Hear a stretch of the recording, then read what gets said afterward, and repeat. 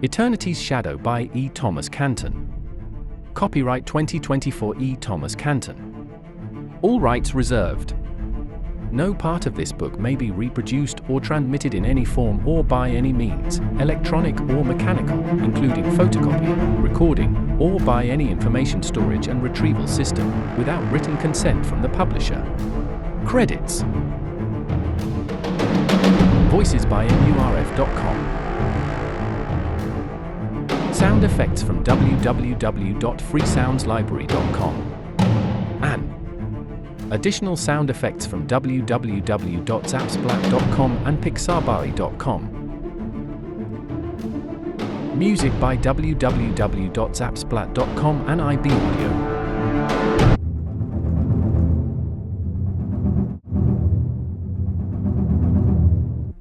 There always comes a time when you can't run anymore.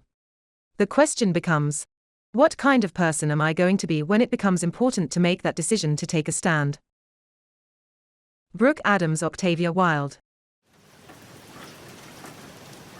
The cloud of darkness had remained at our last location, but it spotted us soon enough. And when it did, it bolted like lightning in our direction. We clambered into another world. In seconds, we were scanning the jungle for a sign of the darkness. Nothing but trees and a drizzle. We can't stay here too long. She'll be coming soon, I said.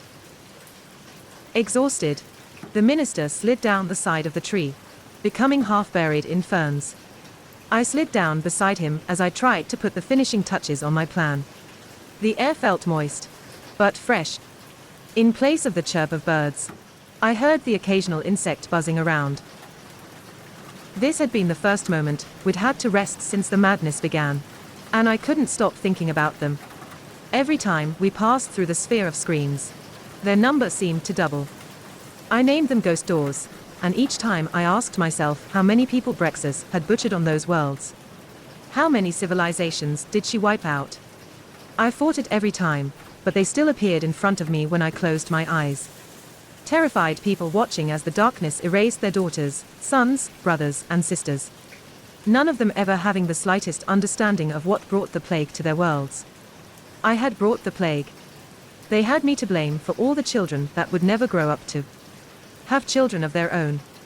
I had been the one who caused grieving mothers to watch as the blackness took their children from them in a cloud of darkness. In the end, I, and I alone, had been responsible for Fenn's death, not the minister.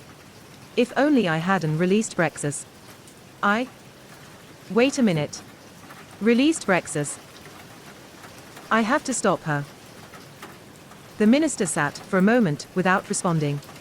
But how do you stop something that powerful? That intelligent? He asked. Excellent question. I still had to answer a question of my own, if my plan to stop Brexus was going to work. There's only one way. Come on. We have to get back to the CCP. How? He asked. That cloud is waiting for us. It's waiting for us where it lasts or us, I said. We should be able to get to the CCP before it reaches us. I don't know. That thing can move pretty fast. Then we'll have to distract it, I said. The crack sounded like an explosion in the silence. A large branch shattered as if under a heavy footstep. My eyes raced back and forth, trying to see through the dense foliage. I don't know the name of that enormous animal, but it bulldozed its way through the jungle straight for us. It had a lizard-like face with a powerful jaw. Feathers hanged. Hung?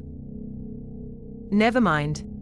From its two forearms, like frustrated wings. At the end of the forearms were three dangerous claws. The hind legs were muscular, providing the animal with amazing speed. It had a large tail, and overall, appeared to be a large, angry turkey lizard. It chased us down the tunnel and through the aperture. The minister jumped and grabbed the first aperture he could get a solid grip on. Jumping right after him, I missed. The minister's legs dangled as I fell past them. Reaching out, I grabbed his legs. The beast hurtled straight down past us. I felt bad. That poor animal didn't deserve a death like that. I had to program the CCP so that only we could pass through. but keep wildlife in its own universe. And that's when the last piece of the plan fell into place. Sorry. No joke intended. We crawled into another world. And that world shocked me most of all.